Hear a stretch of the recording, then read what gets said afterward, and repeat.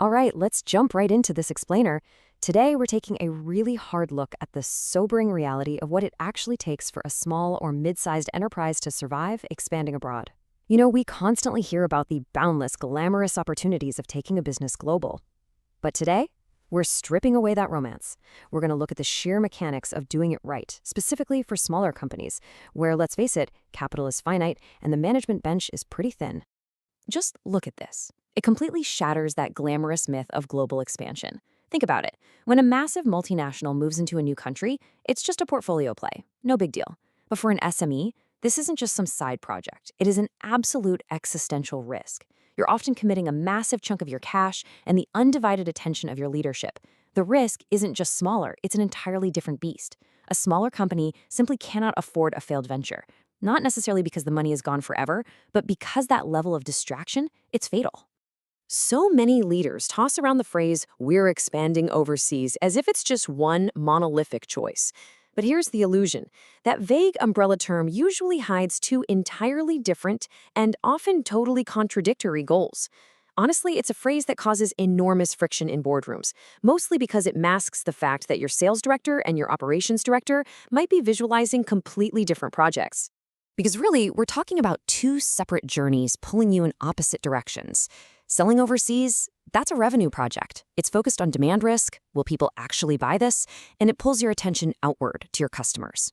But relocating overseas, that's a cost and capability project. It's focused on execution risk. Can we maintain our quality at a distance? And it pulls your attention inward.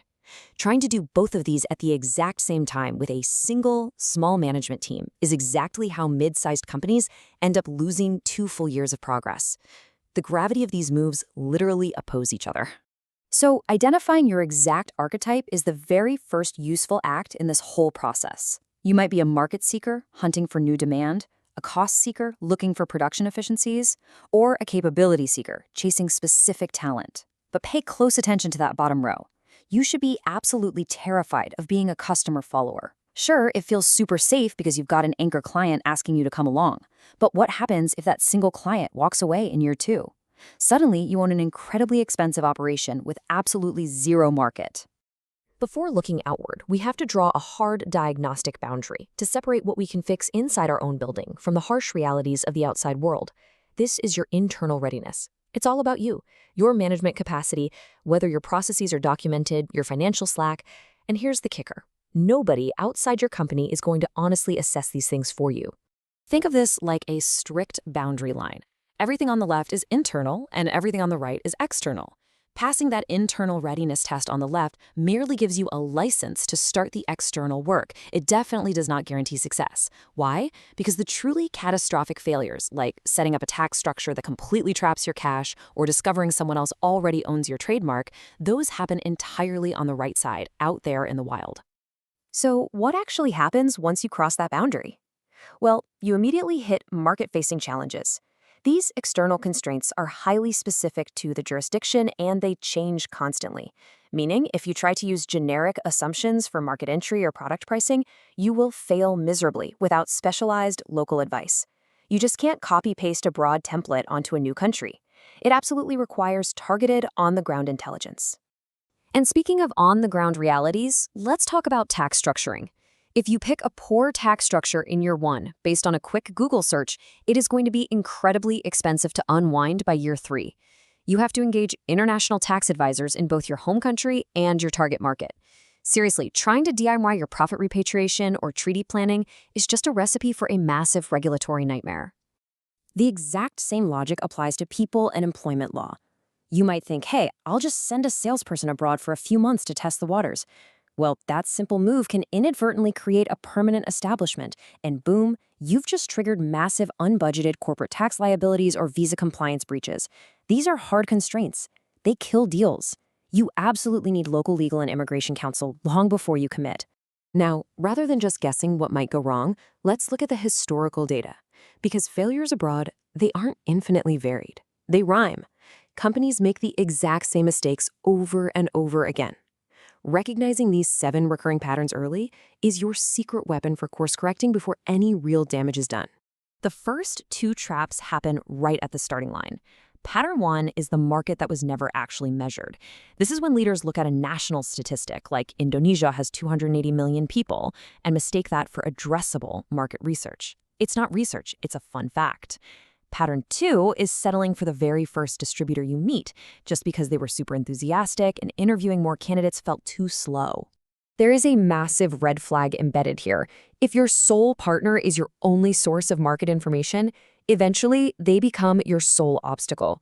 They hold all the cards and all the customer relationships. If you have to terminate them down the line, you are starting your expansion over from absolute zero. Always evaluate at least 3 candidates. Moving on to traps 3 and 4. Setting your overseas prices mechanically based on your domestic rates totally ignores local competitive benchmarks and what locals are actually willing to pay. Then there's the classic relocation failure, modeling only the cheap labor. Moving operations just for cheaper salaries almost always ignores the massive hidden costs. We're talking executive travel, duplicated systems, product rework, and the painfully slow productivity ramp-up of new staff. Which leads us to the ultimate danger, blind optimism. As a working rule for this explainer, you should assume your overseas venture will take 50 to 100% longer to reach break-even than your optimistic plan suggests. If your business case fits on a single napkin and salaries are the only real cost you've accounted for, you're missing half the picture. Beyond the numbers, leadership style can totally sabotage a venture. That's pattern 5. If you hire capable local people but force them to route every tiny $5 expense back to headquarters across a 5-hour time difference, any competent leader is going to resign within a year. Compound that with pattern 6, the unexpected compliance hurdle. Foreign ownership caps, data residency rules, or product registrations that suddenly pop up after you've spent the money, all because local counsel wasn't brought in early enough. Hiring locally but deciding centrally is literally the worst of both worlds. You're paying top dollar for senior talent, but you're treating them like junior assistants. Ultimately, that leaves you with a passive team that just sits around waiting for your instructions, which effectively forces you to run 2 companies at once, across different time zones. It's exhausting. And finally, the most tragic pattern of all, the venture that could not be killed. It becomes a zombie project, kept alive purely by a founder's ego and the sunk cost fallacy. The real tragedy here isn't just the burned cash, it's the amazing domestic opportunities you missed out on because you were totally distracted. The common root of almost all these failures? Making the decision before the evidence was gathered, and then defensively sticking to it instead of testing it against reality. So this brings us to our ultimate reality check, and it's one that most companies miss completely. The most underdiagnosed risk in your overseas expansion isn't actually waiting for you over there in the target market. It's sitting right back at home. Expanding overseas consumes the attention of the exact same people your existing domestic business relies on to survive. Before you even book a flight, you have to pass the home base test. You need to ask yourself these heavy questions and be brutally honest. Do you have managerial slack? Like, can your domestic business run smoothly for 4 consecutive weeks without you there and without throwing a crisis that demands your return? Do you have the financial slack to fund this thing at double the duration? Are your core systems written down so they work without you in the room? Is your domestic product actually stable? If the answer is no to any of these, your base is simply not secure enough to leave. Scaling this way requires your organization to be incredibly ambidextrous. You have to exploit your domestic business, running it like a well-oiled machine and protecting those margins. But at the exact same time, you have to explore abroad. You're experimenting in a messy, unfamiliar market where early failure is practically guaranteed.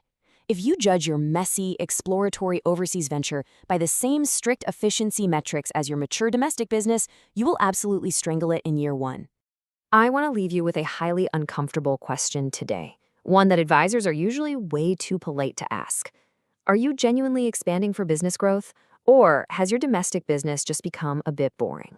Are you a founder looking for an exciting distraction, a shiny new challenge to escape the mundane problems at home? Be completely honest with yourself about why you are leaving the building. Answering that right now could save you years of effort and immense amounts of capital.